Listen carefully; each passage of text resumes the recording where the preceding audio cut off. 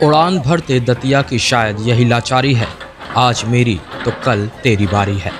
दलगत राजनीति के दौर में शहर के प्राचीन परकोटे के बाद 75 साल पुराना लोकेंद्र क्लब प्रशासन ने पलक झपकते ही जमींदोज कर दिया।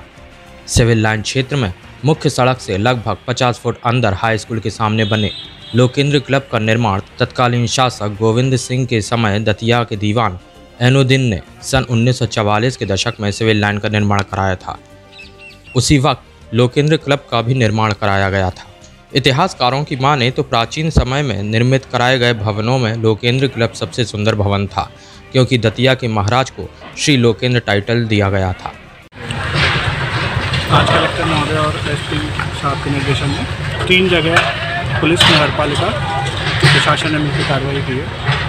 सबसे पहले चितवा में हाईवे किनारे बाउंड्री बनी हुई थी, तो उसमें लगभग 5-6.5 बीघा करीब शासकीय मुक्त कराया है। बाउंड्री यहाँ से हटाई गई है। तो फिर भारतीय स्कूल के पास में कुछ दुकानें बनी हुई थी, 7 करीब दुकानों को भी यहाँ से हटाया गया। उसके बाद तीसरी कार्रवाई ये हुई है, तो चूँकि भूमि रिकॉर्ड में शासकीय है, क्लब बना हुआ है, काफ़ी पुराना ही बना हुआ है, चीड़ अवस्था में था, इसलिए संयुक्त रूप से नोटिस पर तो लोग कहते नहीं कि संपत्ति जो है मुक्त हुई है। आज अभी मूल्यांकन कर रहे हैं। जैसे कि हाईवे किनारे की ज़मीन की कीमत लगभग 3-3.5 करोड़ रुपये होगी। दुकानें थी, उनको लगभग 1 करोड़ कीमत मिल जाएगी। यहाँ का भी एस्टिमेट लगाएंगे, देख सकते रेट कितने। ये कार्रवाई बिल्कुल ही पूर्णतः अवैध है, कानून के विरुद्ध है। नगर पालिका ने परसों नोटिस चस्पा किया लोकेंद्र क्लब पे कि आपकी बिल्डिंग 75 साल से ज़्यादा पुरानी है, जीर्ण शीर्ण है, कभी भी गिर सकती है, दुर्घटना हो सकती है, अतिशीघ्र उसे गिरा दें, अन्यथा धारा 221 नगर पालिका अधिनियम में कार्रवाई की जाएगी।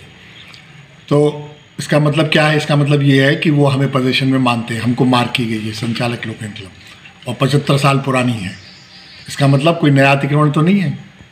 दूसरी तरफ तहसीलदार ये कहता है अपने नोटिस में कि पटवारी रिपोर्ट से ज्ञात हुआ है कि शासकीय भूमि खसरा नंबर फला में अतिक्रमण कर लोकेंद्र क्लब बना है, अतः इसे 26 तारीख से पूर्व हटा लें, भू राजस्व संहिता के तहत कार्रवाई की जाएगी। तो पहले विभागीय क्लियर तो हो जाए कि लोग अतिक्रमण में बनना है, कैसे बना है। 75 साल पहले का आप अतिक्रमण बताओगे क्या? 75 साल पहले जब मध्य प्रदेश वही राज्य ही नहीं बना था, भारत आज़ाद ही नहीं हुआ था, उससे पहले से लोकेंद्र क्लब है, उससे पहले से बिल्डिंग है जो हम कह रहे हैं, और लोकेंद्र क्लब की है, सरकारी नहीं है। सिविल लाइन्स के जो बंगले बने थे उसके साथ लोकेंद्र क्लब बना था। सारे बंगले PWD के रजिस्टर पे हैं, ये नहीं है। वो इसलिए है कि ये सार्वजनिक बिल्डिंग थी, ये दतिया रियासत की नहीं थी, सरकार की नहीं थी।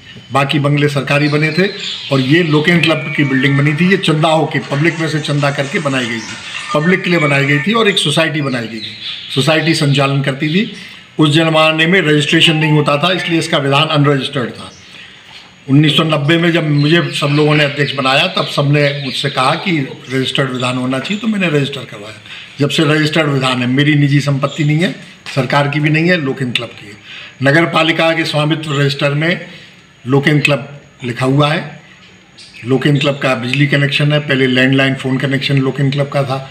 लोकेंद्र क्लब ने कई बार सरकारी संस्थाओं को बिल्डिंग किराए पे दी और किराया वसूल किया। पहले प्राइमरी स्कूल सरकारी चलता था, फिर नेहरू युवा केंद्र 10 साल के लिए किराए पे रहा, लोकेंद्र क्लब को पेमेंट करते थे। हमारा बैंक अकाउंट है, सब है, ऑडिट है, सब कुछ है। तो इसलिए सरकारी कहीं से कहीं तक नहीं है। जहाँ तक ज़मीन सरकारी होने की बात है, तो वो बड़ा खसरा नंबर है जिसमें अधिकांश सिविल लाइन्स और बहुत बड़ा क्षेत्र आता है। तो आबादी की जगह शहर में उसकी वैल्यू नहीं होती है। ये सुप्रीम कोर्ट तक की रूलिंग है। खसरे की कोई वैल्यू नहीं है, केवल नगर पालिका के में क्या एंट्री है उसकी वैल्यू है। और मान लीजिए वो इस आधार पर सरकारी मानते भी थे, तो लंबा कब्जा तो हमारा है ही लोकेंद्र क्लब का, तो आप उसको कायदे से दीवानी दावा करना चाहिए था सरकार को। इस तरह से भू राजस्व संहिता 248 धारा में कर ही नहीं सकते।